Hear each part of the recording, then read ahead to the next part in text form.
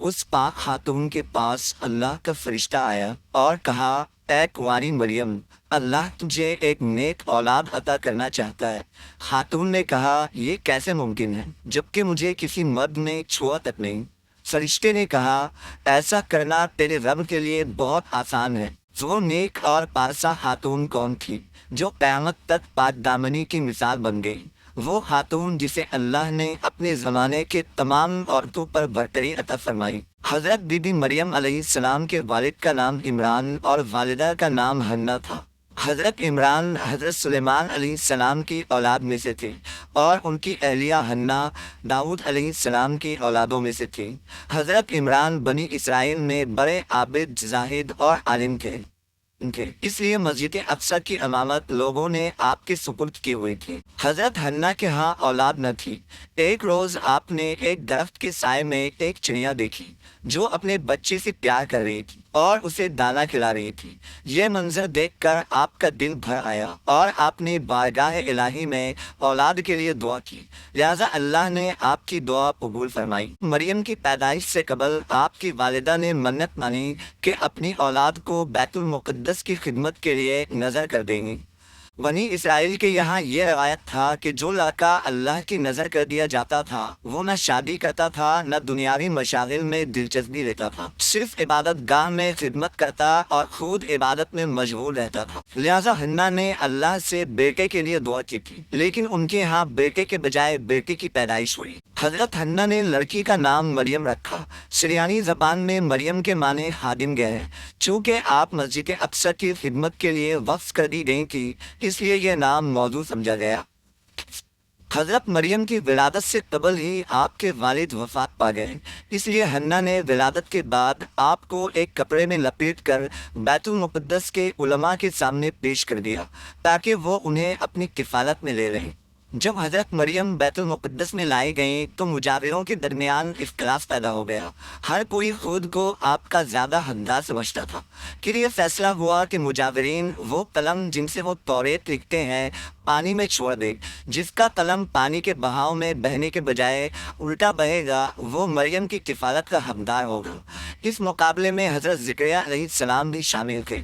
ان کے قلم کو اللہ نے پانی میں بہاؤ کے الٹے طرف بہا دیا اور وہ ان کی پرورش کے حقدار ہو گئے۔ اس طرح بی بی مریم کو اللہ کی منشا کے مطابق حضرت زکریہ علیہ السلام کی کفالت میں دے دیا گیا۔ حضرت زکریہ کی بیوی حضرت مریم کی خالہ لگتی تھی، لہٰذا ان سے بڑھ کر ان کی بہتر پرورش اور کوئی نہ کر سکتا تھا۔ حضرت مریم علیہ السلام دوسرے بچوں کی بنسبت بہت تیزی کے ساتھ بڑھتی رہیں۔ جب آپ حضرت زکریہ علیہ السلام اور اپنی خالہ کے گھر پرورش پا کر کچھ بڑی ہوئی تو بیت المقدس میں آپ کے لیے ایک کمرہ مخصوص کر دیا گیا جہاں زکریہ علیہ السلام کے علاوہ اور کوئی نہیں جا سکتا تھا۔ آپ دن رات اللہ کی عبادت میں مشغول رہتی۔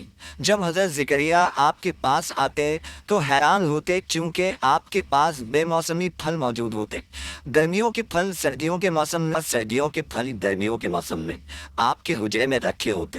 جب حضرت زکریہ علیہ السلام حضرت مریم سے پوچھتے کہ یہ پھل کہاں سے آتے ہیں، انہیں کون دے جاتا ہے، تو حضرت مریم فرماتی، اللہ کے پاس سے۔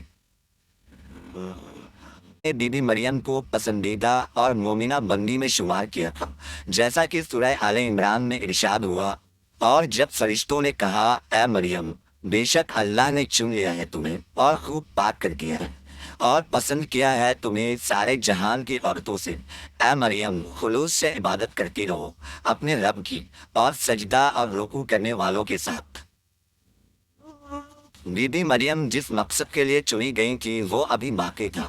آپ دن رات اللہ رب العزت کی عبادت و ریاضت میں مشغول رہتی تھی، یہاں تک کہ بنی اسرائیل میں یہ مشہور ہو گیا کہ بی بی مریم نہایت ہی عبادت گزار، پاکیزہ اور متقی خاتون ہے، اور لوگ آپ کا بہت عزت و احترام کرنے لگے۔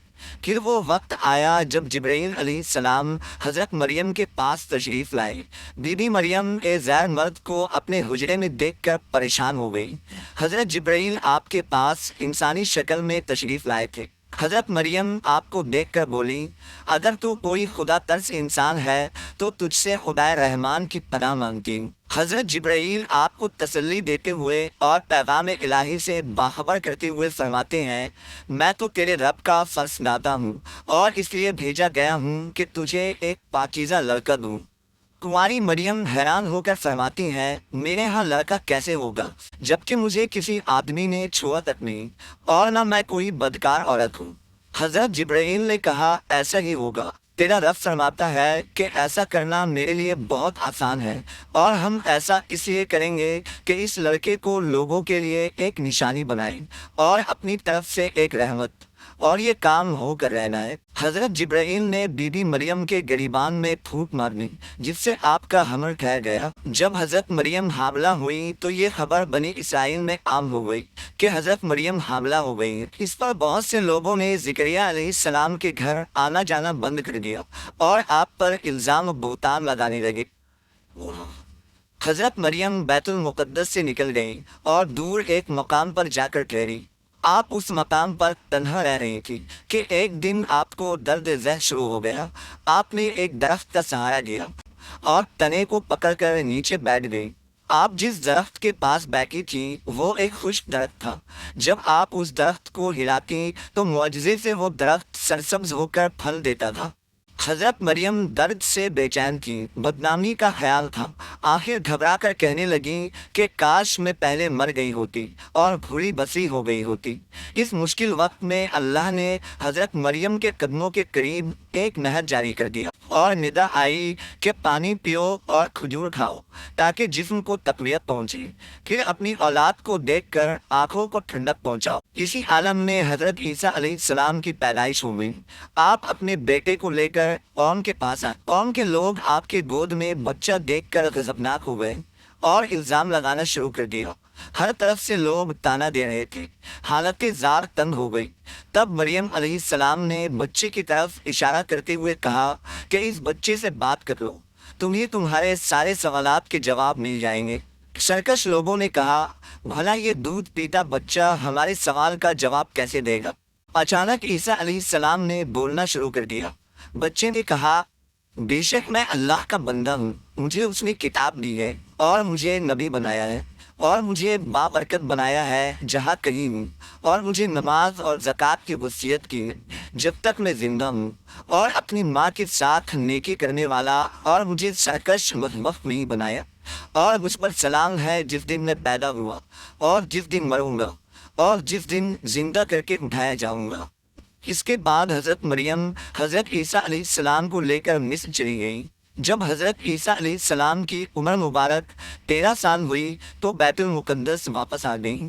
روایتوں میں حضرت مریم علیہ السلام کی تاریخ وفات 35 عیسوی اور آپ کی عمر 51 سال لکھا گیا ہے۔ اسلام کے علاوہ کیتھولک اور آرتھوڈاکس عیسائی بھی حضرت مریم علیہ السلام کو نہایت ہی عقیدت و احترام کی نگاہ سے دیکھتے ہیں، اور آپ وہ واحد خاتون ہے جن کا نام قرآن مجید میں درج ہے اور بائبل کے پرانے عہد نامے میں بھی موجود ہے۔